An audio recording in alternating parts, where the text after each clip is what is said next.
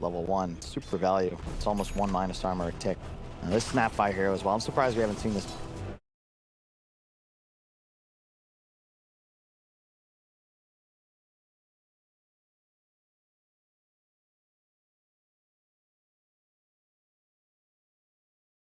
Denies it and not actually going.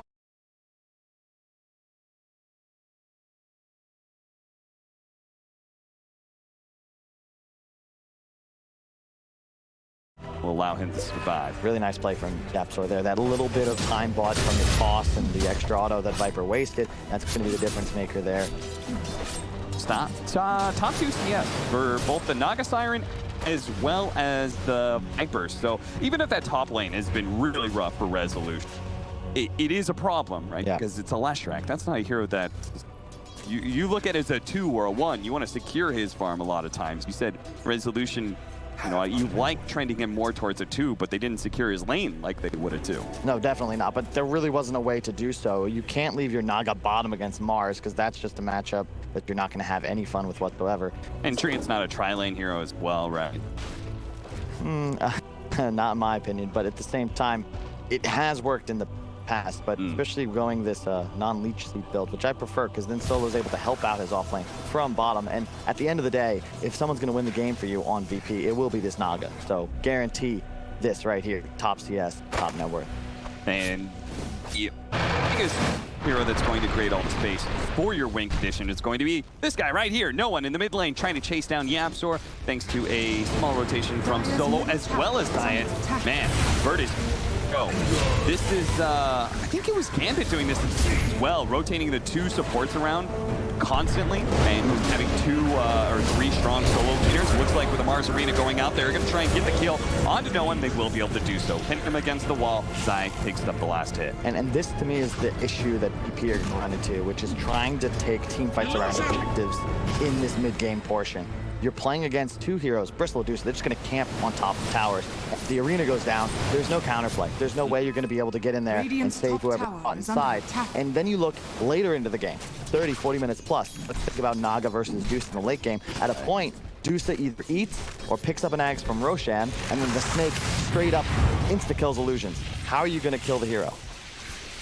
With that kind of issue, with that in mind, and seeing as what we saw, like hindsight being 20/20, but it really feels like they didn't need to go for that tiny kill, right? They could have just pressured that mid tower. It's already probably would have finished it off. Now that objective still out there in the wind and still be defended by this Medusa, who They want to be bringing Rezo to these engagements, but Lesh is of all heroes that are XP dependent. It is the Leshrac that I think of as like numero uno. And if you check out his net worth, right? His levels, he's just now hitting 6. He doesn't want to move from his lane until he is 6 because his damage output just isn't there. He'd be the one that's securing tower earlier. You're going to get it anyway. Secret, they don't have the arena, so they're not going to really be able to defend this. But perhaps they can set up for the deny. But yep, there's Rezo. He's hit 6. He's ready to get first. That's good enough. All right, well, it took a lot of heroes, 4 heroes mid, but they do manage to get that early mid tower. That's an advantage for them being able to invade into these jungles. I'm not sure if they'll be able to stop that Medusa from farming up the triangle with the Ancients, but they're going to have to figure out eventually.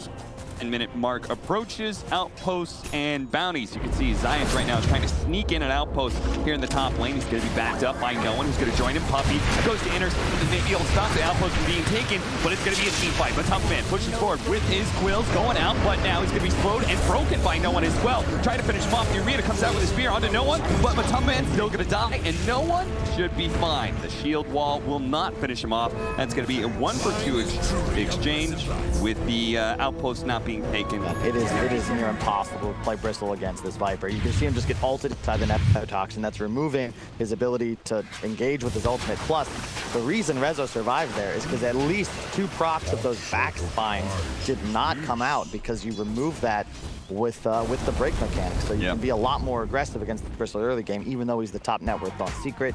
Really nice maneuver there from VP. Kuman still just farming it up, already 1,300 ahead of any enemy on Secret. You got to be able to feel happy for now, but this is a really cool game to watch because the story is going to be VP trying to get aggressive with this Manta diffusal timing, maybe that next item on Naga when they really kind of push their edge. And Secret just saying, hey, we'll take our time. We don't need catch necessarily. You're going to come to us and we know it. Yeah. In Virtus Pro, they're going to get aggressive, presumably with a net worth advantage too, since they do have the Treant Protector protecting these towers like he's doing so. So with a tower advantage, should lead into a net worth advantage, as you can see VP going up to this top lane. I want to point out another cool thing. Viper with that maxed out Q build, they have a good amount of magic damage on their lineup.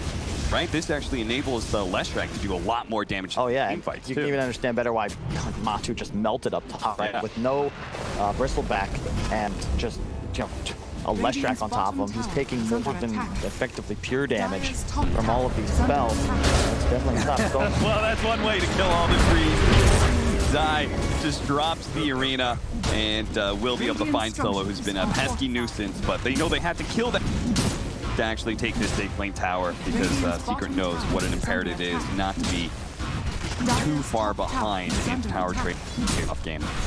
So far, so good for VP. Look at the way they're playing this. Just split up around the map, taking control, and I especially like no one here going for that farming item first. I've seen a lot of times Vipers go for the utility of, say, a horse staff or a hood, but then you see this net worth position. You want to take this edge, get something that allows you to keep it, and then you can start going for utility and survivability. Otherwise, you're effectively all in on this idea. You're going to consistently win engagements and take fights.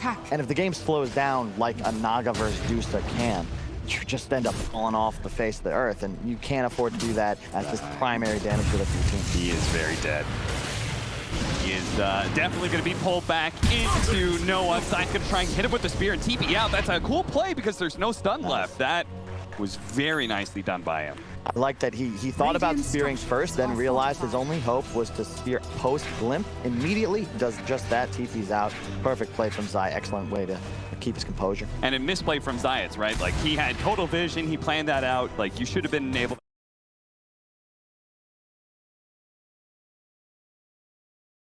I think he also has to probably drop ulti there, even without kinetic, just because, like, it's one of those things. It's a good play from Zai, but Zai did have the answer. A Pocket Mars lands on top of Resolution, may have missed the God's Rebuke, but will not miss the spear. They're going to chain stun him pretty easily here. There's just too many stuns, right? We saw this in that last game from Nigma when they had the Shaker, Lesh, and Mars piling. You know, you can just get caught.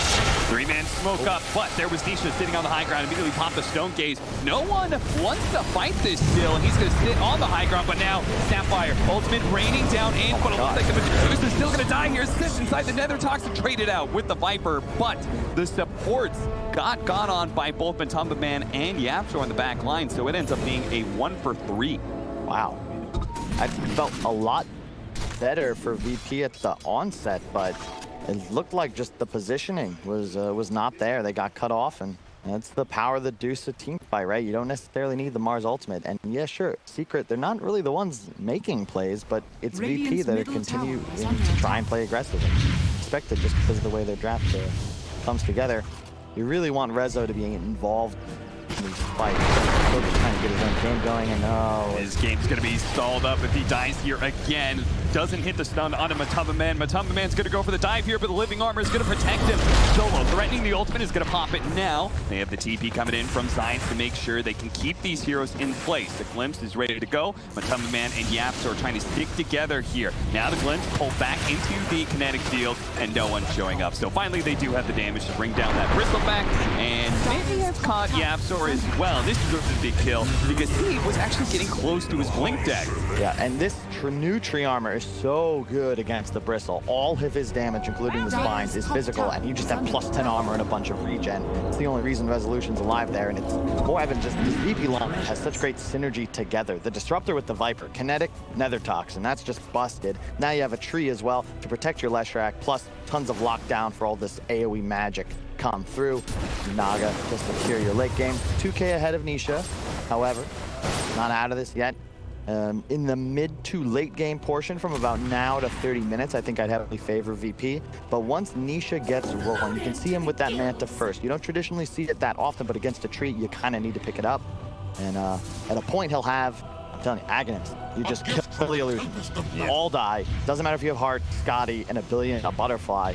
The illusion instantly die. At what point do you think he's going to get that item? because it is really value for this game. Do you pick it up like third? I think you could pray for a Roche, really, but at the same time, it's one of those relationships that I feel like you gotta just see what the players feel, simply because. You know, the problem is if you go for something too early of an exit, then all of a sudden not the Naga you're worried about, but perhaps this Viper, who's also keeping pace with you in the net worth. Plus, all this magic damage, the lack of BKB could be punished severely. Yeah, Negative Scepter would also lead to a very low damage build for the Medusa. That is obviously going to be a problem. You need some damage to threaten these heroes that are pushing against you, like Viper. It's 7-9 right now, 16.5 minutes in. British Pro do have a slight net worth lead, but it feels like they have more control of this game. As you can see, Noah, he's running into this Bristleback here, committing for the kill, should be able to get it, but he's taking a lot of damage in return, especially from that Snapfire ultimate, now tossed up, and Stone Gaze as well. Resolution trapped out by the arena. That's Grey Dead on the side of Virtus Pro. Once again, they had a larger net worth lead on taking these very offensive fights against Secret, and Secret in their defensive positions are managing to trade out 1 for 3 time after time.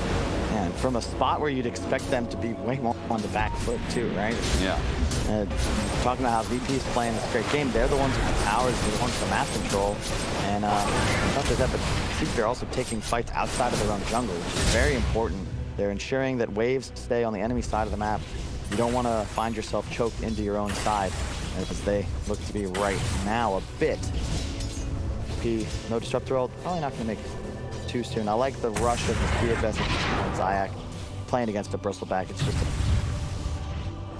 looks like second item BKB on Viper and Medusa rushing Butterfly. It's nice, but at the same time, I do really want to see the Negative Scepter, right, as well, because you've got a classic Naga Siren Disruptor combination. Really worried. I'm completely wrong about this, and the Stone Gaze no longer kills illusions. No, it's not in the patch notes or on the Dotapedia. But I mean, I think it's very likely that Nisha may not even go for it. So yeah, but we can just say you're right, and that Nisha should. But Butterfly makes a lot of sense in this spot, though, because it's one of those items that drastically increases your pace, your farming speed will increase, but your survivability also matches. You're against a Viper and a Naga. That missed chance is so huge. Neither one of these heroes will be able to buy an MKB for quite some time. Yeah. Solo rolling around. We're talking about like being able to make sure your lanes are always pushed in by the Naga Siren. Mars, one of the best heroes to do something like that, right? He just has a combination that instantly kills a creep wave. And this is a good time to go. You got level 2 Song active next to people on the Naga. There you go. Be able to get off the Static Storm onto the Mars. See if they can finish him off, but Yaptor. Combination, they also have the Snapfire ultimate raining in. Kuman pops his ultimate, slowing down these heroes and hoping that the rest of his team gets out. He does that pretty nicely, stays on the high ground. Now they have to make sure they still don't get caught by the Blink Dagger from Yapsor. He was looking for it, but the high ground, dangerous to go up there with no vision. As you always seem to say, nice, blink away from Yapsor before the damage lands. For me, Cap, it does appear illusions now just get affected by the Stone Gaze and turn to stone out immediately, dying. Oh, nice cookie. That is troublesome for no one. He's going to be saved by the overgrowth, but a toss forward of the Tumbling Man. The Bristleback is right there in the front lines on top of everybody getting off these quills, but it looks like the Medusa ends up dying to the damage coming out from Resolution. It was too much for him to handle with the Spirit Vessel actually up, but Tumbling Man has to tread very carefully here. Kinetic Field blocking in Puppey. He goes the other direction, dodging the stun from Resolution, but he can't dodge AoE damage from all of that magic. Now the Mars Arena going out. Managed to actually catch Rezo and Science perfectly. Should be able to chain them just enough. Fuel Scepter going off once again. Resolution was spared last time around. He got a Fuel Scepter. Can he do it again? It looks like he might be okay. Spear up. 1 second time. God's Rebuke. Close enough. Lands that. Now the Spear to finish him off. Whoa! Dodges it. Rezo sidesteps it. Look out, though. A toss from Yapsor is going to be able to claim his life, but now Yapsor is committed so heavily here. Solo is going to catch him. Never mind. But Tumbling Man looking to bail out Yapsor. But Tumba, it's supposed to be the other way around, my friend. Don't endanger yourself for a support. This is one of those games where you hope Secret remember their WoW experience, because the whole game for now is just going to be don't stand in the green fire, both Dusa and Bristle. You saw once Nisha standing in it, he's attacking, but the split shot just Bristleback, but Tumbling Man's survivability is not there inside of it, and he just starts getting beaten down It's very difficult to team fight on VP's terms, especially if you're clumped up as much as Secret was in that engagement. Still salvage, 15-12, just slightly over 1,000 gold lead for Secret. Anybody's game. Really nice juke there from Rezo. That would have been a nice kill for Zai. Also helped them pick up Matu on the other end, stacking from Puppy on the Ancients. Be expected with the Dusa, and there's the Meteor Hammer on solo. Huge for the support tree. He's level 13 on solo. He's a big boy, but that's what a lot of Train Protectors are able to do, right? Because they play on the side lane by themselves constantly. Their job is basically just constantly keep one lane pushed in and sometimes show up for an overgrowth. Yeah, it's curious too. There was Reeves build coming up for Rezo. I like this a lot, and you look at, I mean, Essence Ring. This is what it's all about. You look at his team. You really can't think about reliably killing this Naga Siren. You're gonna have a BKB on the Viper. They're gonna all in for this flash. He's gonna Essence. He's gonna get armored from the tree. This is a very tough hero to take down, and Secret really don't have any better options unless they're able to find these supports. Yeah, there are certain heroes where, like, I like to call it the HP to damage ratio. Yeah. It's just too juicy. You want to go for that hero every single time. And Leshrac, his HP is not great, and his damage output is immense. So that's why Rezo is trying to shore up that weakness, right? It's all from his spells, right? As long as he has mana to continue up utilizing his arsenal, stay alive and stay in the fight. Here comes the Roshan. Trying to sneak into Roshan, but Secret is going to be able to catch him. They do manage to get a Mars Arena on top of the sleep, though. The Sapphire Ultimate still raining in. Kubin is able to get out, though. Now they've got a perfect Static Storm on top of 3 different heroes, but they're just turning and fighting. The Stone Case managed to go off. The Resolution got stoned up by Nisha. Now inside the pit, they've pretty finished off the 3. They're going to go and catch Science as well. Yaps are hot on his tail, ready to go with the Blink Dagger right now. And that is going to be a 4-0 down, and probably a Roshan for Virtus Pro. This was a very even game, and they just threw it all out. Well, you've got a Naga, right? Where's the illusion on the side of the pit? Did I just walked up an arena to? Yep. Like, that cannot happen. Oh, very, very unfortunate there. VP, you're in such a great spot, and then the song, as you said, canceled out by the arena. Snapfire taking everyone down to half HP. You can't even attack the enemies yet because they're still snoozing. Very unfortunate. VP all of a sudden go from in total control of the game to suddenly up against the ropes. BKB Bristle, no more Nether Toxin worries. And Nisha with an Aegis now can start to march down your lanes. Is this the point, Kyle, where you looking at the item progression, you think this game is now turned into Secret's favor and they're the ones who hold the control? I would have to say so. You don't really have a method of really addressing Nisha at the moment. And by the time this Aegis fades, he'll have that Scotty complete. He'll be well on his way to a Butterfly, just to swap it up. Imagine just because of what we were talking about, where, yeah, it's very nice against the 2 cores of VP, but what was really killing Nisha seemed to be the magical damage plus standing in a Nether Toxin. And this way, he'll just increase that survivability. Yeah, just statting up some more. And Slash like that on Zai. Particularly bad. Spread damage carry plus increased damage equals good math. So what's the next step for Virtus Pro? They just have to wait out the Aegis. I mean, can you even wait out that much time, give up that much time to a Medusa lineup? I don't know if you can, Cap. It's going to be a tough road ahead, that is for sure. I like this idea in that they're going to try and play top and just split the map for now. You got to be cautious. No, and you can see such a slow hero, this Viper, 328 MS. It's very easy to get in position if you lag just behind. So you got Solo hitting the bottom lane, pushing that in, well, as much as he can with a Bristleback camped out there. They're pushing out top lane as well.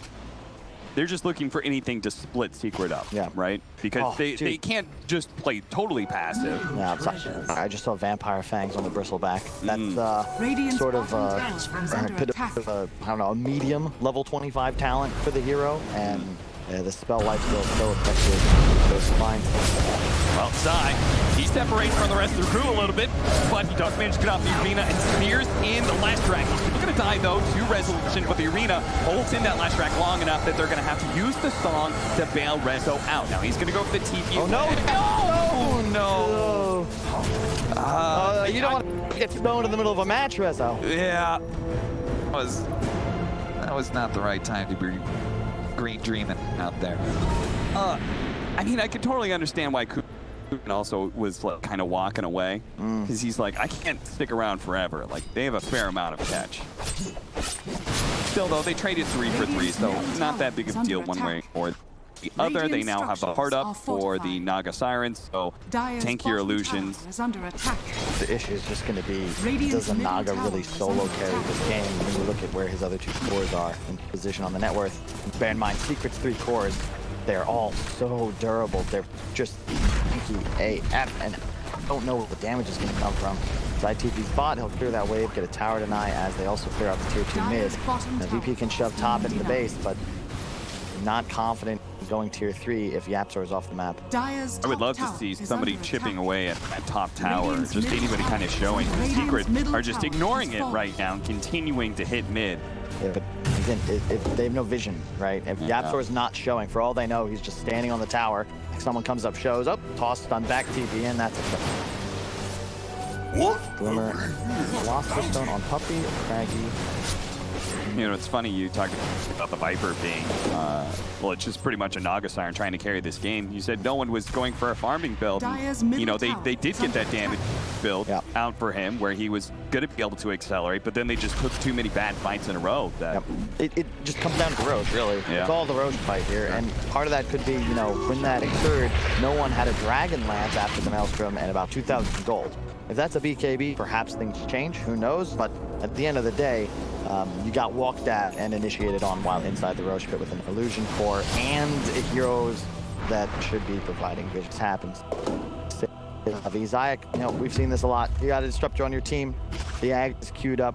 Combo is incredibly devastating, and it's still certainly a win condition for V. You can never count out a team with this. Is under attack. Oh, it's interesting. They got Spider Legs on the side of VP.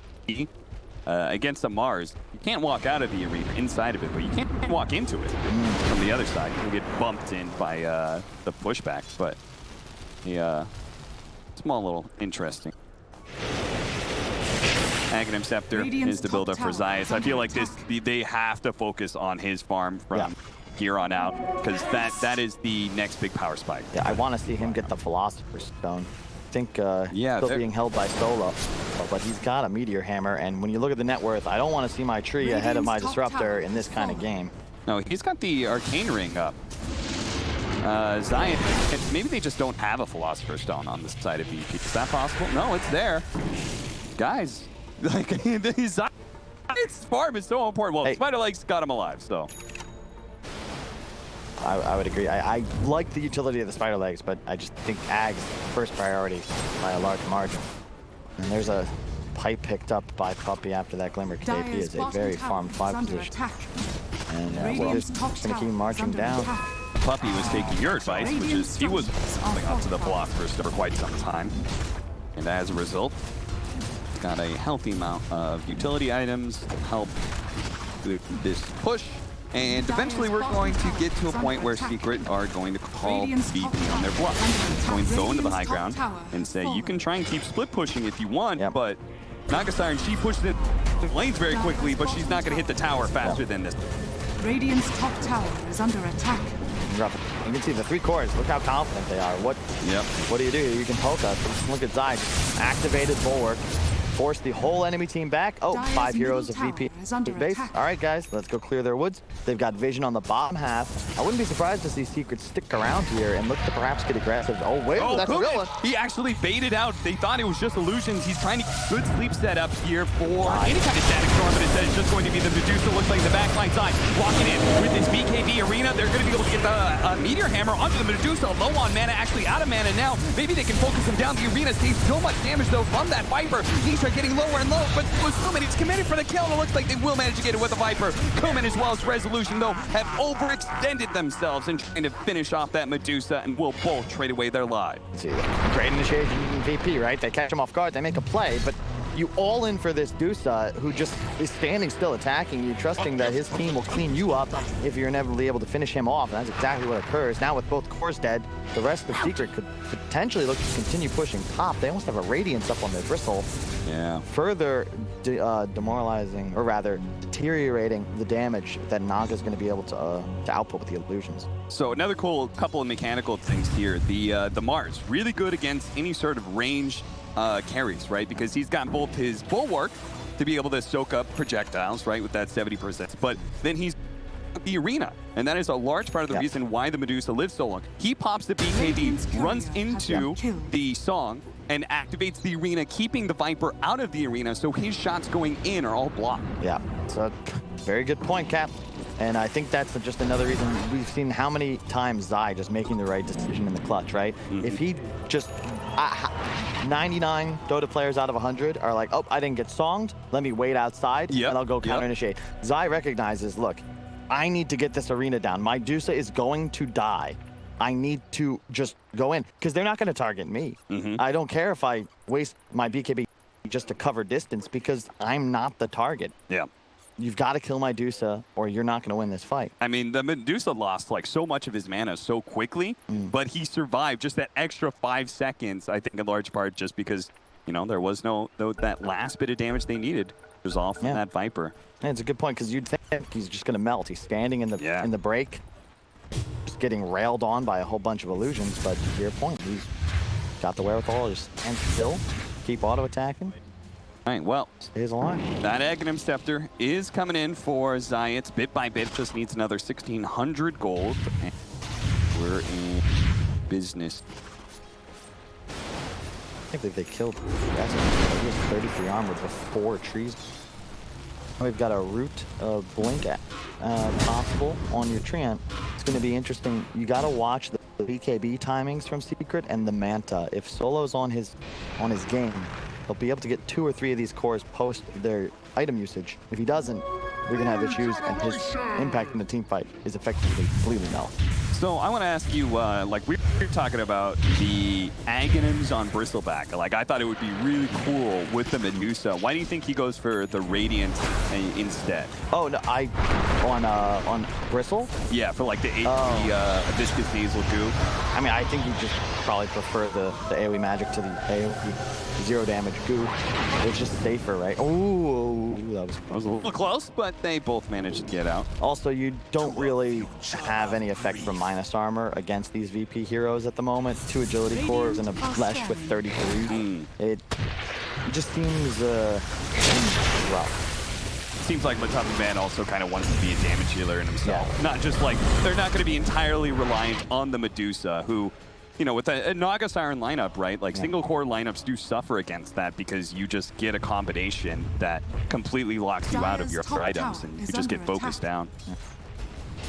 Next Rosh's spawn, that's going to be our expected teamfight location, and this is the Bop and blink. Bop and blink, bop and blink. That's all Solo's got to do. Just annoy him. The couriers are going to fly out trying to get vision of Solo here, but they would have to drop too many sentries. They had the right idea, but they're too late to execute. Try those secrets stand on the toes, and the thing about it is the supports have the luxury to make that kind of play. Sure, you don't get the kill, but if you check out the rest of the map, it's not as if their lanes are suffering. Bottoms up at tier 2. Matubba not even forced to back because he still has BKB teleport available. You know Solo was just top, so there's no other manner of canceling that BKB TP. And Vizrune bottled as well. Looks like AC will be his option. Secret, as always, going for these plus damage items. And check out the vision, as we can see on the right side of our screen. Radiant, absolutely 0 wards and no real manner of pushing out onto the map unless they try and smoke out or hold hands, which is going to be their decision. Smoke. 4-man smoke. Solo hits that bottom lane too. They have a gem on Secret. We'll have to wait to see because Matubba does manage to break that smoke. They've caught Zion. Perfect for Yapzor. He tossed. He's in back. He does manage to get off that static storm, but easily canceled by the BKB of Matubba. And okay, TP away from no one is successful. The rest of Virtus Pro get back. Okay, not that big a deal. You're one that smoke to go successfully, but they only lost their 4. Yeah, and the thing is, we can pull up the items real quick before Secret go to Siege. Check it in terms of these support items, right? You have a Vlad's, you'll soon have an AC on this Dire side to go along with the pipe, a Force, a Glimmer, etc. On the Radiant team, everyone's got to itemize for themselves. I'm sure you've got to agree, but there's no Vlad's. Those plus damage items aren't out yet. They have no utility, no Force, no Glimmer, no nothing. So you don't have as many options in terms of committing, because if you overcommit just a hair, you're dead, and there's nothing a support can do to save you unless they've got ultimates available. Another initiation on Resolution. He self-fuels himself, trying to buy a little bit of time, but when he comes back down to Earth, he's dead. But look at all the damage Nisha's taken, and Resolution's still not dead. They had to commit a little bit more, but Nisha almost getting gone on and finished off here, but now it's going to be Matamaman who's in trouble. He committed his BKB earlier. Zion's going to come in and save with the arena. Not good enough, but does manage to get the spear onto the real Naga Siren. Focus down on Nisha. That's going to be a good trade-off for them. Now the toss back from Zion's as well. Once again, Yaps are finding initiation after initiation. Zion's low. Avalanche going to be able to catch him and Solo. Now diving into the tier 3s, we're going to have our first buyback. It's out from Resolution. A broken Mars having some troubles with no one. No one committing his BKB, but now slowed down by the Scotty of Nisha. Poking and prodding at him, pursuing him into the high ground, but they don't want to overcommit. Secret know that they just won a really good team fight. They don't have to break Virtus Pro right now. They've already hurt their economy significantly. I really just love watching guys play, man. Yapzor abusing that toss requires no target, level 20 talent, and just putting people out, taking his Medusa. It's just so easy for him to play around. And you can even see there, right? Rezo gets tossed in, and that lack of utility. He's facing his base, but there's no force staff, and he's just dead in the water. And oh man, it's just a tough game. What is the workaround here for VP? Because I kind of understand why they don't have that stuff, because who builds it? What would be your That's the problem, right? There isn't really someone that can. You need the Ags Rush on Disruptor. You need Vessel first, too. Naga's got to mind his own game. Maybe the Leshrac can, but Rezo was behind. He can't afford to go back for the, he doesn't want to turn himself into a support. And the Greaves is all they've got. Yeah, but he has to have Yules, and then Greaves, I mean, that is a utility item, so. It's helpful here. And I also, I just love music, man, because, he had Butterfly queued up at first, right? Yeah. Why that's good. The reasons still stand, but I think his decision to go for the Scotty, and now the Mjolnir afterwards, pop that on himself, just right-click, the illusions are going to melt. And look at all the damage VP can't turn off. The Disruptor ultimate, the Leshrac spells, you're going to be proccing Mjolnir every reset, and then go for the Satanic Butterfly, and that's when you go win the game. So it's just a matter. He knows what items are good, but it's the order that I think he's very optimal on. And again, no one BKB teleported. At least he doesn't get caught. They do have the Aghanim Scepter of the Disruptor, but it's do or die time for Virtus Pro. They're down 17,000 net worth against a Medusa lineup. Very few lineups are able to contest a Medusa that's this long. I just always feel like when Secret look to actually end a game, they've got just everything they need. Even the Orb of Destruction, Shizai. The whole team, when you have these tanky cores and the luxury of buying all these items that further increase everyone's survivability, it's just such a rough game for VP, because you're gonna have to initiate, you're gonna have to stop them from hitting base. But how do you actually deal damage and finish the kills? That's the concern. Yeah, especially against all these auras. I like that you talked about that, because I feel like it's one of those things that Secret, OG, like basically the top 3 teams of the world at any given time, they always have a bunch of utility items and a bunch of aura items to go finish the game. It's something I love about watching Puppy play. It's effectively just Force, Glimmer, or Medallion every single game. And then I remember a couple patches previous, there was, before Halberd got nerfed a bit, where he would pick that up routinely on his 5 positions, even when they were ranged heroes, and they'd use it. There were games they'd have 3, and they're playing against Medusa, who didn't buy a BKB, and they just win that one fight because he's standing still doing nothing for the entire engagement. I got another example for you. What about the old value buckler that Puppy used to go? I mean, that was him who innovated that kind of build, right? So it's all about the math, right? I miss Nahaz. We need him to do our math.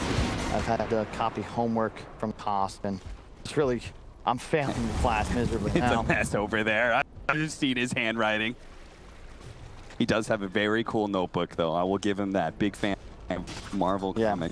I thought he was, it's funny, I thought he was taking notes in Croatian. But it was actually just terribly written English, which I can't blame him for, because my handwriting is worse. Still. Okay, they have to throw out the static storm, prevent him from getting off the BKB and the cheese here. If he can commit, finish him off just in time for the static storm fade. But no, he gets on the BKB as well as the cheese. And now for the turnaround, Virtus Pro. But Tumbleman's still low, but he's able to walk this off. And now Zai's here to be able to lock them all down. Sparing resolution in the arena out. No one tries to get out of the arena, but he can't quite make it because the stone gaze slowed him down. Stoned up now. The song will eventually fade as Naga Siren TP's home. 3 dead with no buyback. Remember we were talking about trying to kill one of the secret heroes? Yeah. And if you don't, bad stuff was going to go down. They blew absolutely everything. But Tumbleman is going to be full HP. Like, this is not even good because they messed up the combination, right? I think they used all the abilities they were supposed to. They just ran out of steam. And now they're going to run out of Naga Sirens. Kuman's been tossed in, veered up to the tier 3. No Manta, no illusions, no hope it seems for Virtus Pro with Secret. Go marching straight for the tier 4s, ignoring Raxus at this point. They know they can just end it, and no one, he knows that too. He's going to call GG here for the game 1. And this is just why traditionally it's so tough to take this seat down. You know, you look at throughout the OGs, the Enigmas, the Secrets. The problem you run into is that you can't afford to make the critical errors. You have this game a chance, good chance. You're at least 50-50 into this VP. You want to get this Roche. You want to look to continue pressuring. The problem is you messed up.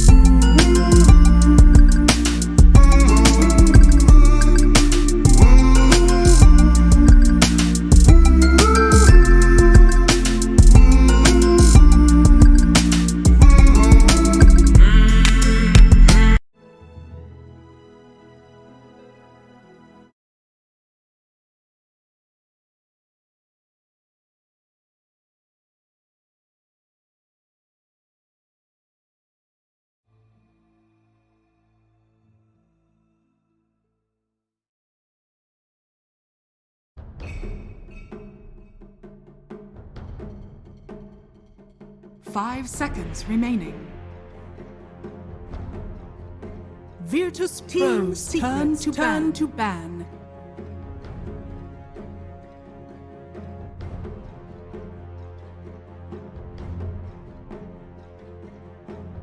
The last series of Dota 2 that Team Secret lost, where they were playing with their full roster, was the International 2019 in TI9. It's been a while. They've been on an absolute rampant here, also in Kiev. Tug of War Mad Moon, upper bracket finals. That's where we're at right now, and we're about to head into the second game of this series of Secret versus Virtus Pro. Virtus Pro definitely has the fans on their side, but I'm not sure if that is enough to pull them through. I'm here with Lacoste and Lizard. And Lizard, how much of a difference do the fans make? Well, in this case, when you're losing, it's not even the good difference, because I was listening to the Russian casters, and they were explaining why they lost, what they could have done to make it better, you know. And then they were like, guys, it's such a bad topic, you know. Let's just close it. We don't want to talk about Virtus Pro losing. Let's focus on the future and the next game. So it helps having your people behind you. I think those are soundproof, those boots. So it's not really helping them. I mean, all they can hear is. No, you can hear when people are cheering for you. It doesn't matter how soundproof anything is, you hear it. Right? You can feel the vibrations of people, I don't know, stomping their feet or whatever. If you decided to play with us in Bukovel instead of just trash talking us from the casters, I had my fun. Yeah, you had your fun, but even have proper. You'd feel it. You'd feel it. You know, were that's true. These soundproof, like the headphones? They were. They were. All right. Yeah, but you can still feel the bass. All right, guys. Let's I guess see. You didn't hear any cheering, huh? Let's see if we can have some differences in the first phase bans and picks.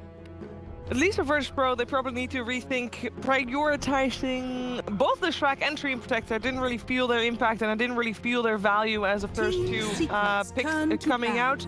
Previous game, they banned out Timber, Slaughter, and Ench. Still Ench in the pool. Slaughter banned out by the other team, so they banned out Batrider. Yeah, Ench banned out, and Nick Assassin as well. Yeah. I don't think anything was wrong with Twin Protector pick. They play well with it. It's causing a lot of issues. You always need that one extra hero to secure a kill, especially if Twin Protector is having good early game. By having good early game, I mean getting the levels, and there was nothing to dispel that armor. 10 seconds. I think if you go for Lash again, you need a better brawler up front. Oracle was banned out by Team Secret last game, and Virtus Pro, they instantly go for it. They have played it earlier, and it did look great, but you know, Oracle came back into the meta because it's a counter to so many heroes, right? It's not only about the save, it's about the purge on the laning stage. It helps you versus Iron Shells, versus Treants, armor, versus a bunch of stuff. However, when you pick it this early on, there are options for Steph to get those heroes. You have a save, you have a disarm, the hero does so much. The only thing you care about is your positioning, unless you're paired up with another hero who has a save, like an Omni Knight, a Baron, sometimes even an OD who can put Astral if you're feeling threatened in a team fight. Perhaps one bad thing about Oracle, or one of its flaws, it can't everything, is the fact that it doesn't farm well and it doesn't outpush the waves well. So yeah, but great at kill stealing, so yeah, we can forgive him all of his flaws. Team Secrets turn to Virtus. All right, they open with the Rubik Mars on the side of Secret. Do we like that? Mars, Zai had an amazing game, even though once again he fed a couple of kills early on. That's what he does, and always manages to find a way to recover. That's something. Instantly they snatched that. Timbersaw, it is first stage pick, first stage draft, but it doesn't matter. Timbersaw is in a really good spot and is really strong versus Mars. Rubik as well, no matter what he steals from Oracle, is pretty decent. And as a first pick, even though it has low win rate, it hasn't been played by Secret quite a lot, and 10 seconds remaining. The absorption, fine. I love Rubik as a response 5 to seconds Timbersaw. remaining. In general, because dealing pure damage against Timbersaw is always effective. I want to see some gap closers. So they should be able to find Oracle in the backlines. can see that the drafts have changed a little bit. They picked the response even before the hero, because you can understand that they're going to ban out everything for it. Yeah. If it's in the pool, they're taking it. Some heroes that are surprisingly not taken are heroes such as Chen, right? And Chen, still in the IO. pool. Wisp as well, still in the pool. But so far they played that Wisp on mid. Shiver, remember only you were one. casting that game? Yeah, I mean, they ended up winning. Yeah. It didn't look amazing. Was versus bait as I mean, well. eventually it looked amazing, but it took a while to get to that point. I like what the Virtus Pro did. They banned out Lash, so they're not forcing not gonna themselves to pick it. Yeah. Yeah, they also banned out the Monkey King. We have seen a lot of Monkey King on side of Secret, and it would have paired up nicely 10 anyway with seconds Mars. remaining. We got some core bans on the side of Secret. They should have been afraid 5 of seconds Monkey remaining. King. You have ways spell Jingu. You also have Disarm against Monkey. I love Oracle as a counter to Monkey. And Sure, it's if a they lot of needed to burst ban it early out. on. Yeah. The only problem is pretty solid versus Timber in the laning stage, so if that's the matchup, it can get kind of rough for him. Timber, that is. But overall, yeah, I'm surprised they banned out that Monkey too. Lash doesn't surprise me.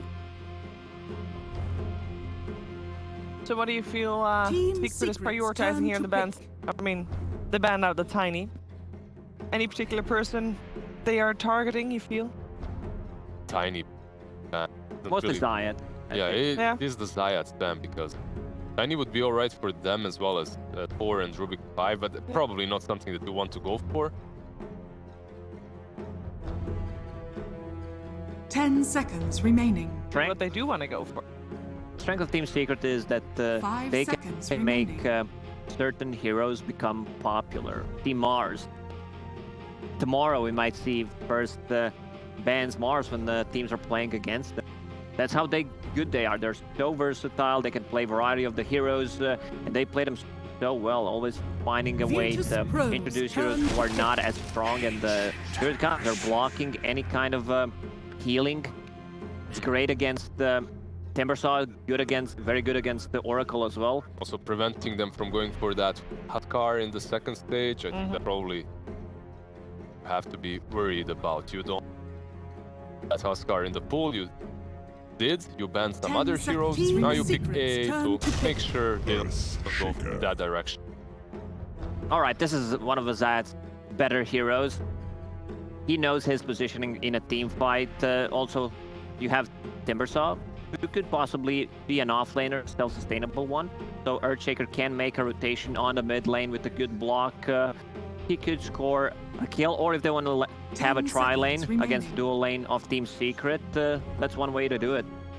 5 Pretty good. seconds This is remaining. the Virtus day, Pros right, on the turn to lane. pick. Block him off. Oh, all right, this is something we don't see really every day. Jug. I've talked about this hero a little bit earlier because drafted once, perhaps, in the It was tournament. it was actually Matu that played it against Gambit in the group stages. I don't really remember what his item build was, but Mass of overall... Madness. was Mass of it? Madness SNY, if I remember correctly. I think 10 that kind of an seconds active build remaining. is pretty solid.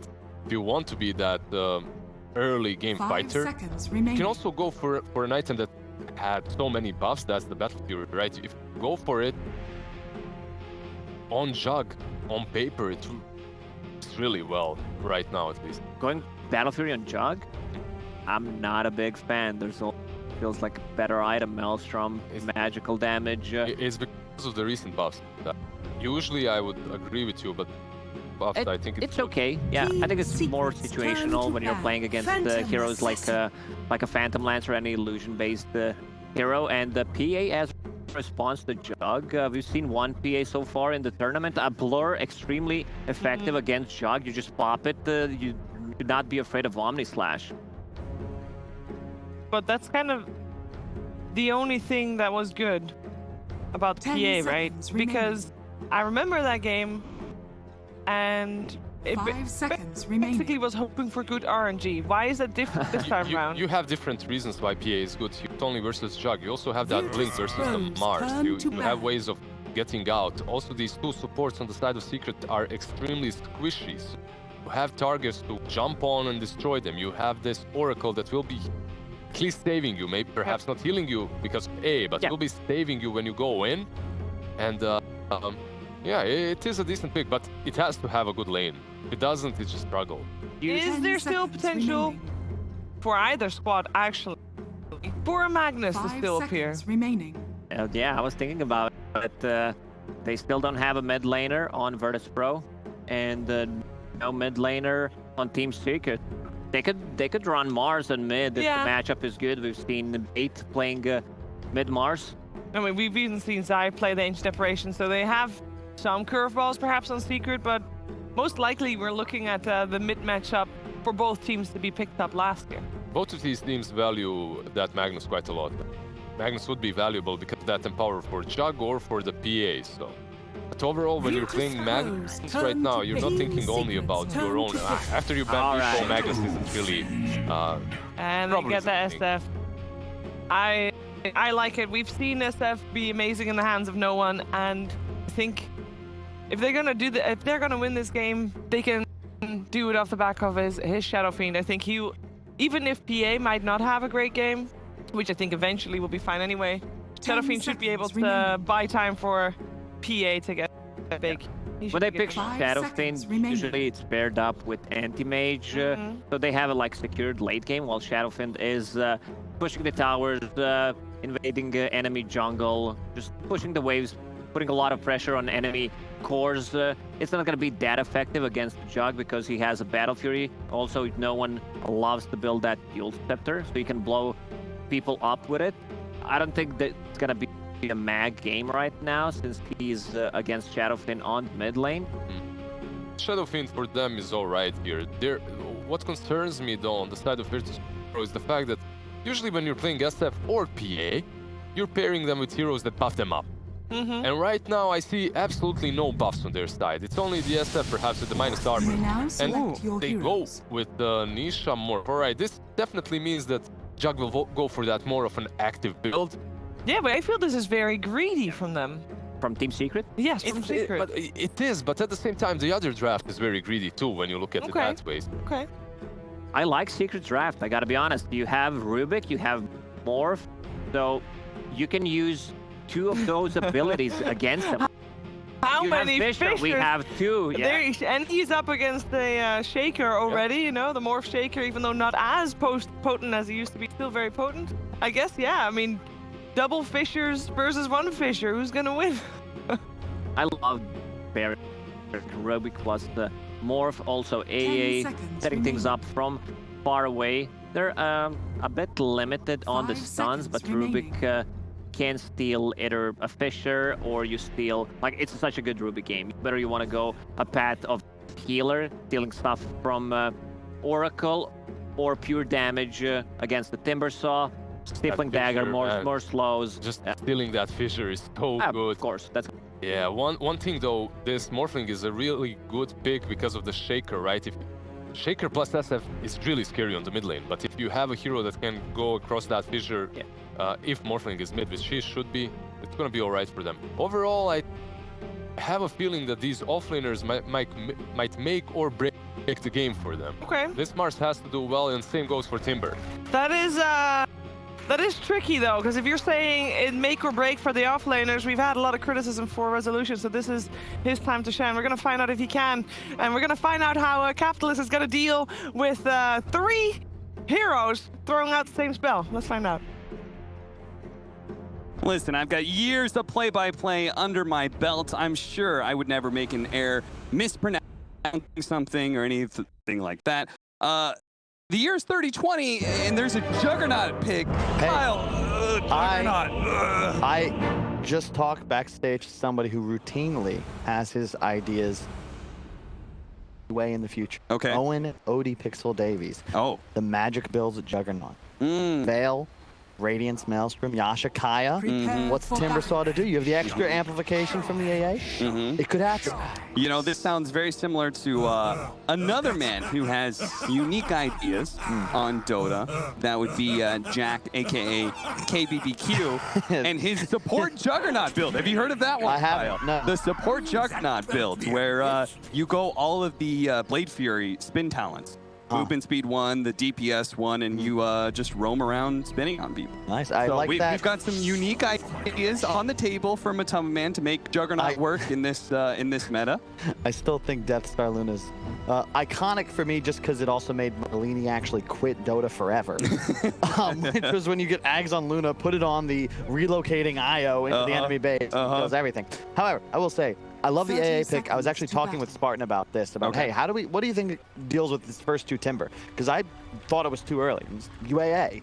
Yeah. This removes the E from the game effectively. Right. You don't have that innate survivability any longer, and then you combine the Juggernaut. This hero might be a bit weak, but traditionally has always been excellent against the Timber, both in the laning phase and throughout the game. Okay, so you just do a bunch of magic damage on him. You are going to build Maelstrom, so even your Omni Slash is effective later on. Well, the big thing is, when Timber hits 6, for the most part, he's forcing enemy heroes out of lane, right? Juggernaut, a spin ultimate, you're killing Timbers off. Right. Every single time. So it's actually he who's got to be afraid of Jug 6. Plus, if you start off early on, you're just going to spin. You force like early W skilling from the Timber. You can't play as aggressive. I'd like to see VP try and back lane and don't just try to 2v2 this, but utilize the abusive creep mechanics. I really like this ward placed from Secret. Very heads up. You know you're playing against a Shaker. We saw this from Baited a lot, where he secures bottom and then just continuously roams around in between these lanes. You can't do that with this high ground ward here. It secures that very vulnerable mid morphling of Nisha. See another roaming ward up there in the top then. Secret fully prepared for that kind of... It's just right. Like, that's what it is. Like, it's just, you can see they understand. Look, Nisha's our win condition. It's Shaker with an SF mid. They want to kill our morphling, and they double sure that's not going to happen. You know, it's good. It's what you should do. I don't know really how else to put it. No one off to a great start, though. But that is what you should expect with a new first SF. And it's what we've come to expect from no one mid. Solo barely able to get away from YapzOr there. A Rubik Mars lane. Pretty scary, but that's a PA. Another hero that I'm not really that hype on. Why is it good? Your top. Well, that's uncertain. You had an answer instantly for why Juggernaut was actually fine hero, but it would PA. I am hard pressed to say. They picked it after the Jug, right? Yes. I've always liked Jug into PA. And I kind of like Morph into PA. Yeah. So I like having damage amplification with my PA. They don't have any. They don't have any. Well, no. Well, they have SF minus armor. No one has. Well, he's made a boo boo. Okay, never mind. We've got Zayas. He's gonna patch this. Unless the YapzOr could. If he gets the telekinesis toss back a couple hits and fatal, maybe. Is it boots early on no one? It looked like that's what he had there. It's the only reason. Nope. No, he's just swaggy Shadow Fiend, and he moves around real quick. Interesting, yeah. Off to a good start in the lanes, though. You can see that bottom. I like what they did where they pushed in that initial wave, and Shaker pulls the second, and then immediately runs mid, right? Because he has that freedom now. Thing is, Matama Man, just spin the wave. And now, level 3, you're going to be just okay. And I think the big thing here is, yeah, Resolution's having a game, but unlike traditional, the Jug, when he hits 6, is the one that actually threatens the Timber, not the other way around. Another Fissure. Fast double raise, maybe? No. Nisha already morphing into strength and is out of that precarious position. Bob's by 2 raises, but it does mean he can't really control the creep wave, and no one continues to stay ahead 13-4 now. Gonna make it happen, though. He's got a Fissure active. And there should be 2 raises up on no one as well. I'm surprised. I like that play. I like that play. Okay, yeah, sure. It didn't work, but you know his head's in the right place. Yeah. He's aware of what the game state is, and this is what to expect from Reza. You don't want to stay 1-to-1 against the Jug. If you're ever in a scenario as an offlaner and the enemy core counters you, think about playing with the creep mechanics, because as a Jug, like, what are you supposed to do? Come chase him? Like, yeah. Not gonna get. And yeah, skills of W as well, so he's not as threatened by the spin. Solo, pull back in contribute, doesn't actually land, and Kuman is going to try and maybe commit here on a Zai. YapzOr takes the opportunity to be able to kill the courier, and Solo went for the nuke there on a Zai. Now, in fact, he's just going to heal up. Some damage to YapzOr, but Kuman is just low to commit anywhere here. Then out in the bottom lane. Solution. Took away the Timber Chain, and now Nisha's game is potentially recovered by this regen rune, but he is still having a rough. It's a 0-0 game cap, and Secret are already 2,000 gold ahead. Yeah. But at least they're winning mid. And again, now, sometimes you'll see Morphs skip their Q. Not often mid, of course, but I like that Niche is just not even putting a point in W, because it's all about playing around this Fissure and ensuring you're not dying. Because you can see, and this is where, again, I love the warding from Secret, because one, you don't expect it as VP, but two, you know, like, Chick is trying to make plays mid. That's the game. Whoa! Nisha just playing a little too cocky there, was trying to dodge that long range raise, and no one was very patient with it. Got a few more hits in, Puppey. Fortunately, the Cold Feet latched on Resolution. Otherwise, he could have been the second blood in this game. Look, all of a sudden, check out the gold, right? From 2K ahead. Wait, it was Secret that was 2K ahead, right? When I looked at it, it was 1K. But they were probably just barely 2K ahead. I just want to make sure, you're right, I just want to make sure it wasn't VP that was ahead after that Medusa gap previous game. Don't worry, Kyle. You're wrong very often, but you're not that. That's good. Good kill for Virtus Pro. Nice rotation there from Zayat. After all, once he left the mid lane, no one was able to get the 1v1 kill, so he's not needed there, it seems. He's able to just keep moving around. So I want to just shout out, I love casting with a home crowd behind me, whether I'm Ukraine, China, North or South America. Wouldn't matter to me, but you know the crowd is pulling for VP here against the heavy favorites in Secret. See if that 11th man can help them out. Sure, there's 6-minute room, nothing there. And the raises are stacking up quite a bit, so Nisha is going to have to be careful as a fresh round is there, and it's just doing more and more damage. Zai does manage to snipe Kuman's courier here in the top lane, and it looks like they're going to pull Solo back into his doom. Kuman looking for the turnaround kill here on the Yapzor. Zai's going to try and protect his support, and that level 6, well, Zai is actually going to be able to block him in. Nice Fissure. Yapzor still has enough room to be able to scoot around the trees. Blink Strike is still up, another dagger, and they will get that kill. Yeah, they're okay with that though. You're trading support for support. Sure. Zai's still just fine up top, but VP, all three lanes doing adequate. Rezo's had a pretty good performance down bottom. I expected him to do a bit worse, but you can see Jug is still free farming, and that's the thing. Rezo's getting farmed, but it's not like when he's playing against these other heroes he can pressure, and that's the big difference here. The Tumbleman just doesn't have to worry about him too much, and he goes for that early Mask of Madness. It's a cool idea, because he will inevitably most likely want that MKB. You can split it into, is it Satanic MKB or Butterfly MKB? I can't remember the two, but either way, it's solid here, and it's just the most cost-efficient item to increase your farm this early on. And it's another idea of, like, when you're kind of having free farm, just continue to build up on that advantage. Giants barely managed to live through that. Nisha getting so heavily with that waveform may end up dying to no one here. No one out of mana, though, for that last raise. So scary, man. No one is playing this lane so well. I love him on Shadow Fiend, these aggressive heroes. I'd love to see them bring DP back into the arsenal as well. I think that's, he is the best Death Prophet in the world. And that's something I've always felt VP played incredibly around, because it allows no one to dictate the pace of the game. It's the other reason I like him on SF. Look at that, double raindrops. Great way to deal with Oracle in lane, who has such heavy nuking power. Resolution. Well, if you can't pressure the hero, try and pressure the tower. Perhaps you can. I may just underrate this Timbersaw hero, as it appears Secret's still just gonna play away from him no matter what. But I imagine once AA hits the chain. But oh wait, that's because Fissure spotted too. No one go for the TP out because there is no adaptive strike on Nisha. I don't know how he knew there was no adaptive strike this late into the game, but I guess he just never seen it, so he assumed. I've heard, I've done enough karaoke to know Bon Jovi's Living on a Prayer by heart. Perhaps no one. I would love to hear you spell that one out. And none of the viewers at home would, so let's just put a lid on that one. Zayak gonna just continue to play this mid lane, Puppey dropping a sentry. He knows there's got to be. Wait for it. Yeah, wait for him to come into the high ground to try and go for that Observer Ward, then catch him with the Fissure. Unfortunately, it wasn't a block Fissure. One long-range raise isn't good enough, but no one will catch up to you eventually, Puppey. Always hunting with that Shadow Fiend. No one finds another kill. He's gonna go for the Yules build here. Not sure. I think the auto attack build could have been nice here. Just to have something to play around with your Oracle.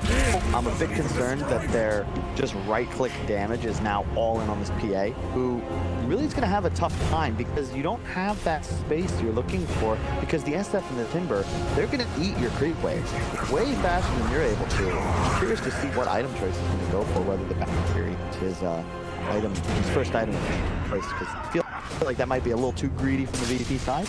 I will say, I think the magic damage build from SF is very good against it, right? Ever since they instituted the fear, it's actually very good against heroes like Juggernaut and Morphling, who normally have it like an instant way to be able to deal with it if they don't get one shot. But now the fear will actually make sure that Jug won't be able to get off the spin, triple raised.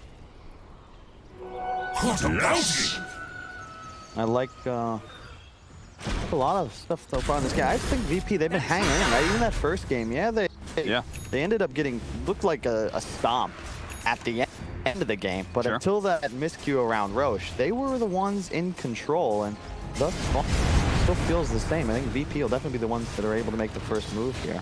And we said at the end of game 1, Virtus Pro, they were in it. They just had their game a bit, and they'll be able to take on Secret just fine. Maybe game 2 will be a better showing for them, as they have taken that safe lane tower once again. They're at a tower advantage, just like last time. Have Resolution is having a much better game than last, where Kumin is feeling a little bit more threatened, having the free farm game than Nagasari. Rezo, I'd like to see VP finish up farming out those T1 items. That's the Iron Talon now, but they're still missing one. Secret just found their final one, that Arcane going towards Puppy. I love picking that up. Arena time! Oh, he managed to protect himself from the magic damage.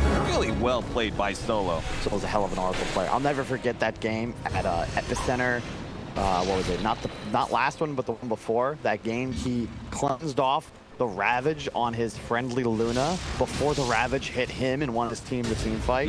Same with, he did a W just before the finger that would have killed his Luna in a fight before. This guy is incredible on the hero, and I like VP when they're able to play around save. It just makes it simpler for their core to play the game. They can focus more on being aggressive. All right, Solo, you've had some sick moves before, but I don't know about this one. He is actually going to pop the ultimate on himself as his team is coming in forward to actually protect him. The Echo Slam actually goes down, doesn't actually catch any heroes in the stun though. Now the turnaround Ice Blast was a huge amount of damage, but with the SF ultimate, they managed to do a decent amount. The 2 cores though, these are all important to be able to catch Nisa. He is into the trees, waveforms out, they have no stuns. He's fine. Sadly, as many explosions as there were out there, none of the important cores on either side died.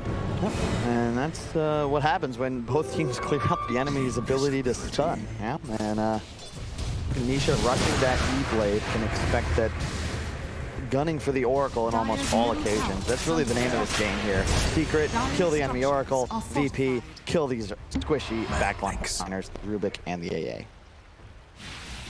And I'm still remaining to be convinced about the Jug. I said I liked it, still do as a concept. The problem is, and we've spoken about this a lot with power creep, such a mechanic, it just feels like Jug might not be a good enough hero anymore, regardless of how good it feels in the game. Top of the net worth though, and I'm not going to count my man out by any means. Well, it's unsurprising to me, Kyle, that you would, a man who listens to his feelings instead of his head. You calling me a stiff? Of course, you bring it back to Star Wars. Anything that can't go back to Star Wars. Look at what I'm wearing, all right? My last name might be Palpatine. Still. You do kind of look like a Give me a Skywalker if I want to be. That waistcoat. We've got the mid-tier 1 tower that's under assault. This is Timbersaw Prime territory right here. He is 15 minutes into the game, approximately. Feeling pretty good. He's got his maxed out ultimate. He doesn't care about any physical damage, so he's going to go and punch a tower. It's going to be slow. Basically, chop it down piece by piece, but Secret don't really have that that much to really deal with it. Nisha's bringing me back to 8th grade. That anxiety's kicking in as continuously drops down to 1 HP. Like, way too close to enemy heroes. He already got first blooded. Oh, regen picked up by Nisha. Think about how different this game is if Nisha doesn't literally just Dire's die bottom on high tower ground to is get under away attack. first blood to no one. He's Yeah. tied in net worth, but he'd have an edge otherwise, and that's his one death game. Zayat, you've been spotted by a range creep, buddy. Get his healing ward. 75 gold. It's a little bit closer to your blink dagger. They're gonna try and go for him now. Resolution. He's gonna be pinned against the wall with the ice blast, and there it is. They finally execute a combination that's going to punish Resolution and his strongman. Very heavy there. And that's the thing, this isn't the typical Timber game where you can just play with reckless abandon, right? If you get caught out by a stun AA blast, you will die against the secret lineup, and he just gives away mid tower. And he could have done it if Solo was playing a little bit closer to him, but sadly not the case there. Meanwhile, a hero that can play with reckless abandon is our Juggernaut, because there is no BKB piercing disable here. That's a very good point, Kat, and there won't be any for duration of this game. It will be a Battle Fury build on the PA, but that means that this Virtus Pro timing, it feels like they're strong, right? Your SF is huge, you've got that Yule, your Timber Saw's ahead, but because of this Phantom Assassin, they're taking their foot off the gas pedal instead of trying to get things going. They've yet to even really threaten this mid-tier 1. Spin win, Tumberman once again dealing with any pressure, just entirely solo, while the rest of his team moves around the map taking objectives. But Virtus Pro, I think they learned from that little bit of blunder they made earlier. They say this mid tower is very important. We're going to try and even things out here. We're going to come in, TP out from Secret Nisha. So a sneaky little TP. I'm not even sure if you could see that part from VP's perspective, but it's Resolution who's on the front lines, and without the Ice Blast, they can't really do much about it. But I love this. Like, oh, they actually get the Yule Scepter onto Zai. Hit him with the Fear. Now try and double nuke him down. They actually missed some of it, but as he goes into the trees, not hit by the Spear, Resolution should be able to finish him off. Bumped by the shields. He tries to go for Nisha. Nisha actually turning into a Shadow Fiend and trying to get some races out. Meanwhile, Omni Slash onto Zai. It's already executing both the supports. No one's going to go for a TP. Way hit by the Ice Blast, but he should live, I believe, as he was at half health. Wow. No problem. Resolution. Oh.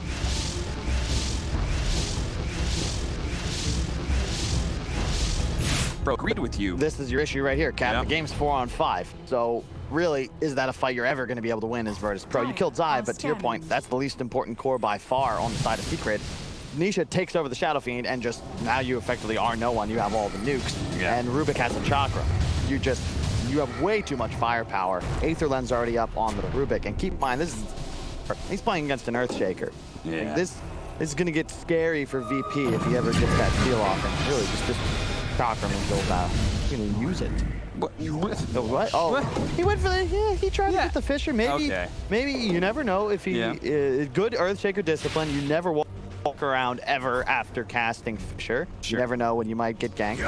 So good job there to ensure he is spamming W off cooldown. But yeah, as we saw, it's not just the Fisher, right? Like Rubik can be pretty good versus Timbersaw if he steals the right spells. Chakram being one of the best at cure damage. Very effective. You've got the Jug. This makes Roshan easy. You can tank it. It might take a little while, but one of the 2 rules of Roshan is that you can always look to attempt it if you can ensure that you're at full HP at all times. Healing Ward guarantees it. Plus, if you've got an AA, I mean, this choke point fight for VP is nigh impossible, especially when you have a Timber Saw. There's just not enough trees to reliably engage around this pit. Now it's an AP. They may not do this fast enough. They're trying to finish off the mid-tower and back up, but this fast smoke from Secret may be able to catch somebody on the way out. They're cutting through. Are they going to go up through the triangle? They will. Zai's going to lead the way. It would have been landed them right into the VP heroes where they were actually split apart, but discipline Secret. It's so cool. They remove VP's ability to threaten mid after they cut the wave. They have a creep wave top, so they say, look, we don't want to chase them on our side of the map. Sure. The suckers play, because they'll just get out of it. We're going to waste time, and we'll end up pushing in a less valuable, we'll be playing in a less valuable area of the map. Instead, straight towards top, VP, you've got to catch that wave middle. You're not going to be able to deal with this. And if I'm Secret, I'm not even thinking about going tier 3. At least force it back into base like we saw in game 1. Radiant's They're gonna do bottom tower just that, is under Kyle. attack. They know their No one's tier here. 2 is under threat right now. They know that Virtus Pro won't be able to commit to that. Timbersaw, he's gonna TP in. He's full of charges, or at least 15 of them, but the tier 3 is already dead. He's been speared down to the melee barracks. Nisha putting in the damage, putting in the work, takes a lot of damage from both the Timbersaw as well as the Oracle, threatening his life. Could they actually pop him? They will. They take away that Aegis. That's a good start. Now, they need the follow-up for life number 2, and it looks like Virtus Pro aren't really going to go for it because they've got Kuman, who's still farming. Yeah. He actually has confidence in his allies to push his secret back. Well, he really just isn't a Radiant's contributing bottom factor. tower is Yeah. It's under like attack. getting into a bar fight and your 7-year-old brother wants to get engaged. He needs time to come online before he's going to be of any use. He needs that BKB. In 20 So you're minutes. saying we just have to wait another 10 years and then Kuman will be ready to go. Well, but it's Dota time moves a lot faster. Oh, because of, weird time-space continuum stuff. So in reality, it's more about like 4 or 5 minutes from now. Okay, so this is, you're saying the Dota acquires on that planet in Interstellar. Yeah, exactly. Okay. Well, 20 minutes is here. And Secret have a lot of vision. Holy crap, look at that mini-map, man. They have lined it all up from this top jungle area into the mid, into the mid tier 2. They obviously are just looking to be able to control mid and top and just take pretty much like 2/3 of the map away from VP. Yeah. I will say though, this dynamic changes a little once the BKB is up on PA, just because the supports are suddenly threatened. If you check out the Rubik and the AA, they don't really have that defensive item up yet, right? Like literally nothing. You hop on top of Yapstor or onto Puppey, like they're just dead. There's no force shafts up. There's no glimmer. That's when the survivability changes a bit. Oh my God, he went Deso. Yeah. He went Deso instead of BKB. I appreciate the balls to be able to say, like, yeah, they're hitting my tier 3, but I'm not going to get a BKB. If you see that as Secret, go here, don't you? I mean, they lost the Aegis. Otherwise, this would be a much easier push. But they're still significantly stronger in terms of a 5-on-5. You got to be careful if you're VP. By the way, I think he's still not going to go BKB. I think he's going to go the Basher build next to try and threaten Matumba Man. I don't know. No, he's got to queue it up now. I mean, okay, look, that would be wild. Here's the thing. It's a gamble. It's a gamble. If you get the BKB before that decisive fight, then the Deso is certainly worse. It's just a matter of what Secret looks to do, knowing that they're at that advantage. And I just feel like them seeing that, they might look press here. However, they also have the Morphling, got a Jug, both quite rush it, right? Yeah. It's one of those games where it really just comes down to what the teams are feeling, and it can really go both ways for both sides. I think that both VP and Secret have reason to believe they will win in the late game, and it's just going to be decided by play, which I like, because I feel like a lot of games nowadays are just straight up decided by draft. Yeah. And you know, you can sort of see the writing on the wall at all times. Dire's middle tower is under attack. Boom. Felix in there. That's very bad from a boy. Dire's middle tower. Another tier 2 down. Secret, you know, despite the fact they're controlling 2/3 of the map, right? They've got 2 lanes controlled. They've got the jungle. They've got a lot more towers than VP. They're only about up by 2K network. Not that much. Link is up on Shaker. Yep. Out after Shuck. So this is quite nice for VP. You got to be cautious as Secret, because it's not the same as that previous game, right? Where they just had this Medusa Bristle. Yeah, use your spells on us. Go for it. Sure. Jug and Morph are elusive, mobility-based. You pop them, the spin before the Strength Morph, but they just pop, especially with the Blink on the SF, because to your point, you follow up on the combo and get the AoE Fear. That's so much lockdown. You're going to find that kill. And there's Kuman just straight up destroys the Rubik. And he went for the bots build too. So that's going to be something Yapsor is susceptible to for the rest of this game. Right. I like, I think that play is really important because it meant that Secret was always defending bottom lane without having to commit a core. Once you have established that threat, though, now Secret, they're probably not going to do that again, right? Now it's going to have to be someone else that goes to the bottom lane. Oh, jump on through, does not get hit by that. No one's actually going to go for the fear play onto the Morphling, the follow-up issue. They are going to be able to chain this. Not enough with the Echo Slam, and they got him. Nisha dead with a killing spree. being given up to Resolution. That crowd likes that one. With Rubik dead, VP look to get aggressive, and that's the advantage. This Blink Shaker, Blink SF, they have so much threat. And sure, PA can't necessarily commit in a 5-on-5, but he does so much damage, and he's still mobile. Nice job by Zai, clears out that top range racks. Yeah, he needed to actually spear up that SF too, otherwise he would have been caught by the Blink. You'll still may be caught by Zayat. They can't quite find him though, they're looking into the trees, but Zai has kept on pushing. And the chants have begun. Home crowd, finally feeling it. Cheering for Virtus Pro. That's the first one we've heard this Yeah. series, Cap, and that should demonstrate how much faith they had in their boys in that previous game. I think the Roche fight really took the air out of the room, but 24-22 in to this game, and they're starting to feel it. Only 9-8 though, a very low scoring game, and consider the aggressiveness that these two teams are renowned for. Well, now, Kyle, I have to say, I saw a League of Legends game recently, and it was 23 minutes in with 0 kills. So it could be worse, you know? In the Twilight Zone, we might have been filling for full 30 minutes before something. A little bit chakram action. Scotty almost done for Nisha, so that's going to be one of those big upgrades, but I'm not sure if it's going to be able to compete with this burst damage that comes from PA Burst Shaker. Yeah, your point. The disadvantage for VP was they had forced to play 4-on-5, but you know, Kuman going for that incredibly greedy build. It's paying off now. Battle Fury, Deso, BKB. Level 20 upcoming. When this Phantom Assassin starts to get real spooky, and again, it's really effective here just because both supports of Secret are very susceptible. PA is super effective against both. Forgive me, what was the talent for, was it the minus armor still you have, the corruption? Oh, that's just a lot more burst damage, and then maybe do you still go the triple dagger? Did the SF go for the minus armor aura too? Well, he probably will, right? That's 25, but I thought maybe he'd go for the presence affects buildings, because that plus the Deso plus the corruption, you just shred through structures. But I think the move speed is just too valuable. You know, it'd be really high for VP. Orb of Destruction. That would be very nice. Keep an eye on those tier 3 items, see what happens. A basher from a Tumbaman who's going to be following Kuman's lead on trying to get some BKB piercing disabled. I think the Tumbaman played a good game. But look at he's almost 3,000 behind the PA. Yeah. And I just don't feel like Jug is gonna be strong in these fights. Think about it, just he's gonna need a really good Omni Slash. That's kind of been what Jugs will live and die on, is just how do these bounces go down, because you know no one could Yules himself, the PA could potentially blur leap away, Timbersaw will just tank through it, Yules as well. Oracle save as well. If you just Omni Slash just onto one person, then that's an easy for Oracle.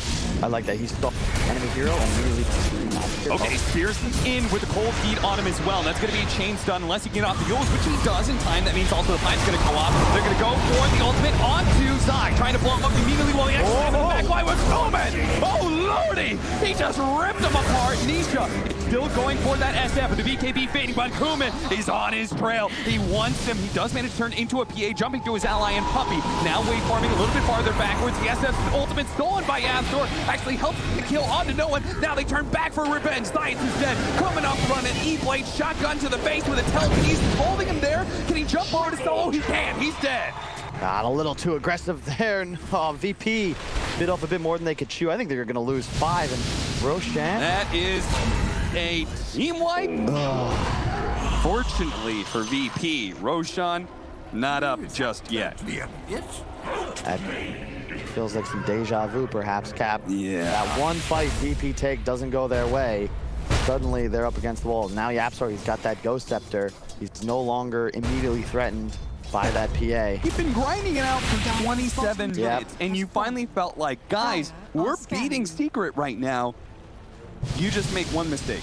One team fight that goes a little bit awkward, but Secret punish you so much with that. I think the buyback, no, that came out, was the AA Blast because of the buyback? I don't believe so. I think he just fought back to continue the aggression, but either way, you're just not in a good position to continue chasing there. Once you've blown the Echo and the ultimate from the Shadow Fiend, those are your tools. The BKB PA needs big ultimate. Once those are down, Secret will dominate fights. You've got to get a critical advantage and then use those things and then get the hell out of there. They're taking this so quickly that Virtus Pro, they're in the area, but it's not going to be Aegis and Cheese to Team Secret.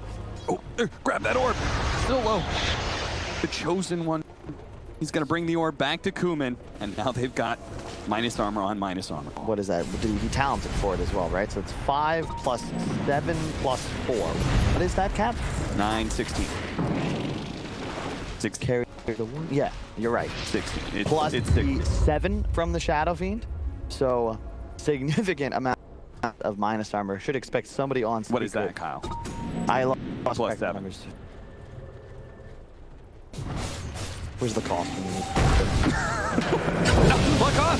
Where's the notebook? Oh god, Science is dead. He's been shotgunned. Now Kuman. Oh, he gets off his BKB. Does he have a flirt? Does he have a blink? Can he get away from this zombie slash? He can for the time being, but now no one in the plot of saving Kuman is now going to be caught. Zai, targeted by Kuman, but he knows he can't commit that one. No one does manage to get off the ultimate, though. He actually turns around on both of them. But Tumbaman activates the cheese, though. He's going to be okay with an Aegis onto Nisha. He will come back and kill Science again. That's a dieback for him and a buyback from Solo. The only hero that couldn't die, Cap.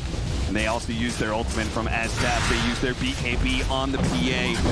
Secret, they know they can punish this timing. Go for it there. I'm a little bit scared of these daggers.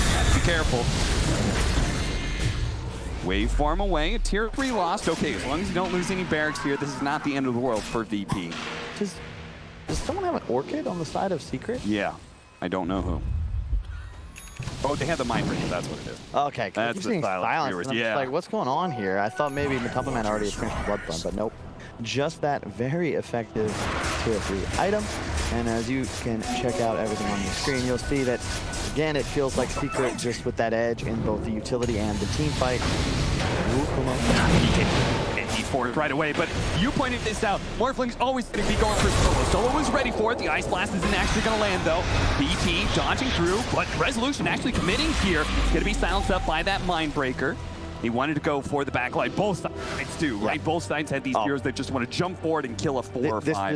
This is the timing now for Secret. You've got both enemy supports with no buyback for over 6 minutes. One pick off on the Shaker or Oracle opens up the base for you.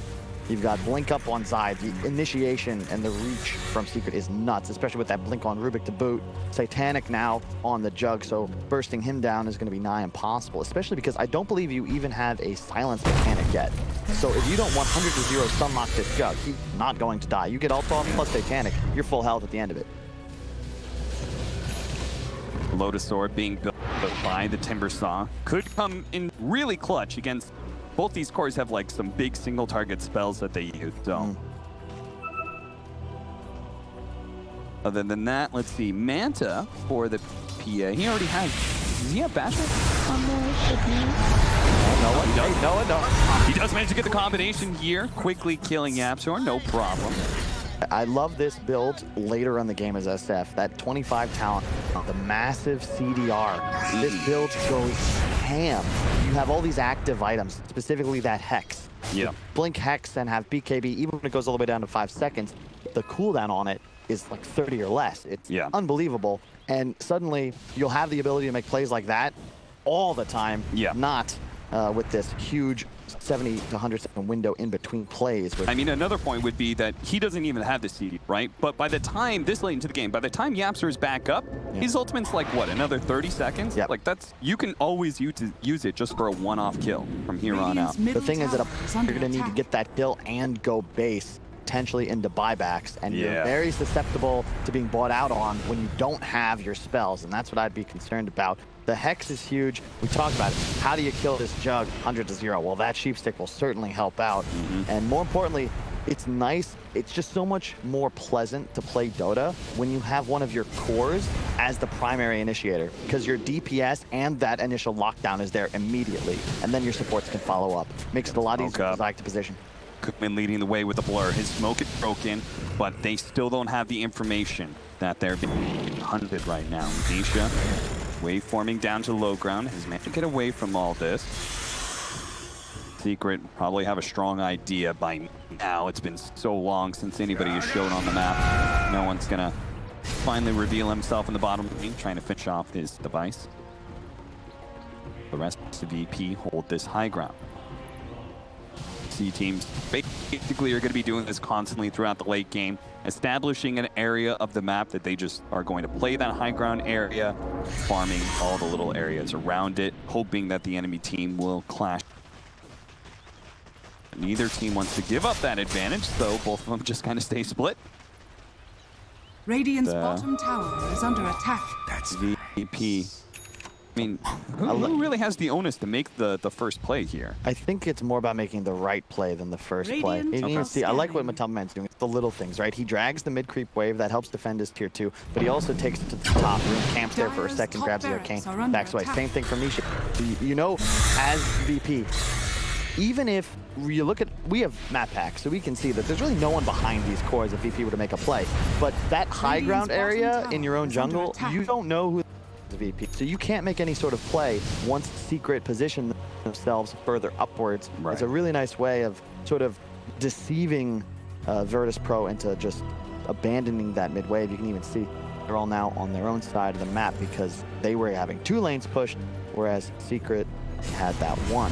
And Secret has a pretty good idea of how many heroes are up there too, because they have an aggressive inside of the Dire base. It's a really nice ward to this phase of the game. It's all about placing vision where the enemy expected. You just want to know anytime you get a read on where one of VP's heroes are, you either can beeline for that location as 5 or to the other end of the map and hope you catch somebody sleeping while their teammates are not yet in position. Manta finished on the PA. Quite good. Why Manta?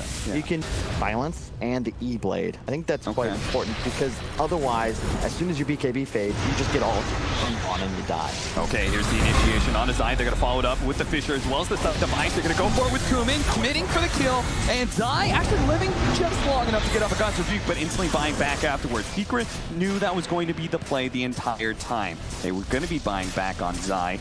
I love the fact that VP didn't overcommit. They knew it. It was a kill and out. And they didn't even use a BKB. That's huge. They have everything left. They didn't even use the SF ult, and now they're going to have the opportunity to jump in again. Going from Matumbaman, but he does manage to get off the spin. Now, an Earthshaker who's been caught. Solo forced to use his ultimate to be able to tie out that Earthshaker. He's going to TP away, giving up his 5 positions life, though. Resolution trying to get out, but the telekinesis is going to be able to pull him back into his doom.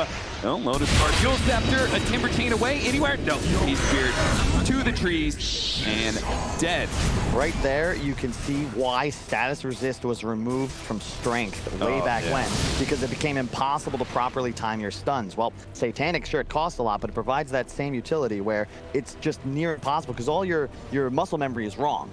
And they just don't overlap stuns, immediate spin. Well, this fight's lost. VP's got to cut their losses and run, and there's still no Oracle buyback for a minute. This will be most likely at least 1 rack.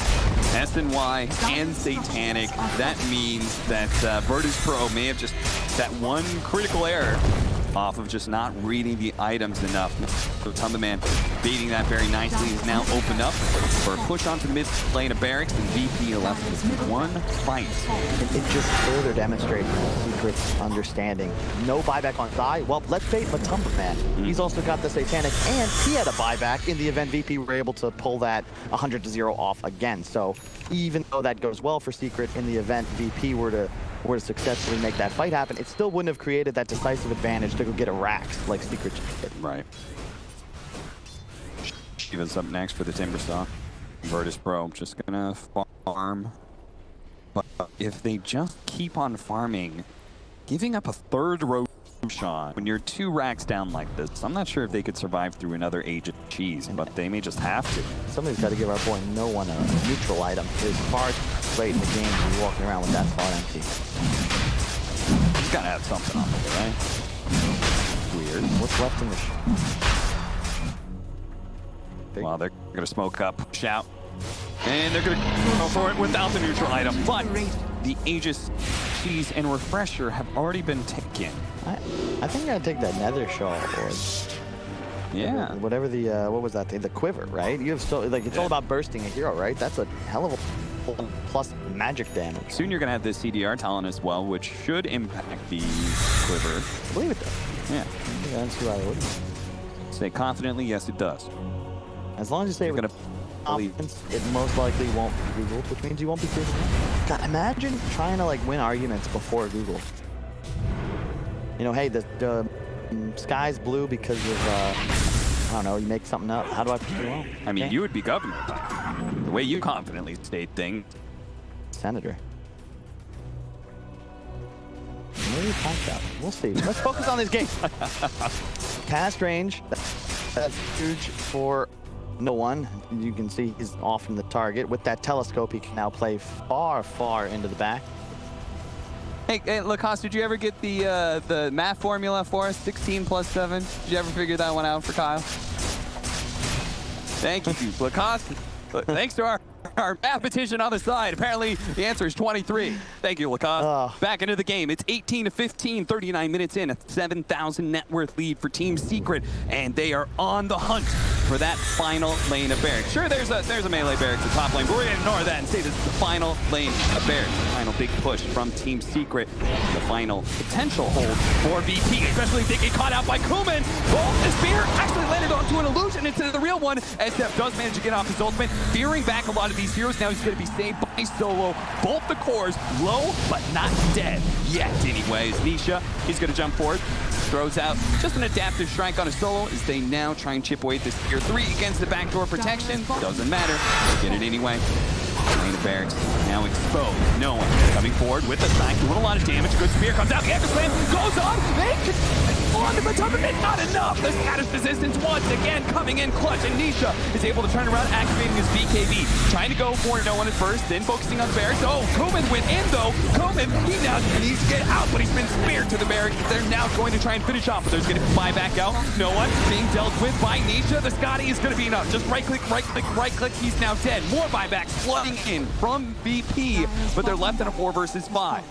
Only one building remains, and that's that top melee barracks. And Secret, they're gunning for it right now. Virtus Pro, they're gonna have to engage here. They just cannot afford Secret off of that all in. Kuman tries to jump forward, but he doesn't have his BKB. Solo's gonna try and bait him out. The Lotus Orb actually bouncing back that Omni Splash. Save Kuman's life. He turns around, just bops AA in the head. Now he focused on Matama Man, but it's Nisha who's the real threat, and that's why he goes for him. Managed to get the bash, takes away his agent. What about round 2 though? Sables to be able to control up Nisha. They managed to get that bash. Meanwhile, Matama Man's going for the Megas. They will be able to finish off Nisha for one. Zai, he puts out the arena, jump over to the other side, but what about Matama Man? He's got the Megas in hand. Virtus Pro, they defend their base, but they're gonna have to fight up against Mix. If they get enough kills off of this though, maybe they could force some buybacks. They kill Matama Man. Now what, Kyle? Do you have to just go all in mid? I just don't have the building damage, nor the time to get that done. VP, so difficult. Like, they've played even with Secret, but at the end of the day, Secret has secured every single Roshan. Juggernaut, you did great there. They saved their cores in that initial engagement, right? Jug uses a Satanic, his Healing Ward, his Omni Splash. He had Refresher Shard. Morphling has an Aegis and a Cheese. You're playing against like 8 to 9 heroes worth of resources, and it's just so tough to win that sort of fight. Kuman. Oh, hang on. Oh, that was an illusion. I thought for sure that was real. That was the Illusionist Cape, I believe. Some of the Rubik's alongside that version rune, maybe. And oh, double link. This is really cool. So you got one on the Morph, one on the Rubik now. So all of a sudden, initiation from that Shadow Fiend. Remember I talked about that could be VP's window into winning this game. Not a possibility anymore. And to your point, the other target is Zai, not relevant to the damage output of Secret's lineup, or the Satanic status resistant Juggernaut. The Illusionist Cape. They keep on baiting them. Tries to jump forward. Kyle, you said they didn't have enough time, and you're right. There's just 10 seconds left until the cores are back up. They can get a mid lane of barracks. That doesn't matter because they're facing up against Megas. VP are unable to force the buyback out of Secret. To be fair, they have plenty of wave clear. The concern is just that Secret, because of the way their Drax can hit and run, like you have a Morphling, he went for that waveform talent, so he's got 2 charges. Ooh, I like that. They're showing Timber, but they're camping the high ground. Does Secret have a read? Oh, I think they saw him. Yeah, the bottom lane of barracks, and That ward above as well. That's so sick. Yeah, they know exactly what's going on here. Yeah, Kuman once again revealing himself on that ward. They're still going to try and jump forward. They're baiting up Matama Man. Matama Man once again. No, this time around the status resistance will not work, but maybe it opened the for Nisha to be able to go for it. Kuman's going to be saved by Solo. Tries to jump at Nisha, but Nisha jumps away with a waveform. Now he's going to turn into a PA and follow Kuman to his potential death. Waveform's over him. Kuman low on health, and he's done. No buyback from him. GG is called Secret 2-0 VP and heads to the grand final. I love it. You know, they composed themselves. They had a read. Instead of just, you know, panicking, 10 seconds, they just send Matumba Man up to his death. Yep. Who cares? You've got buyback, and we can trust Nisha.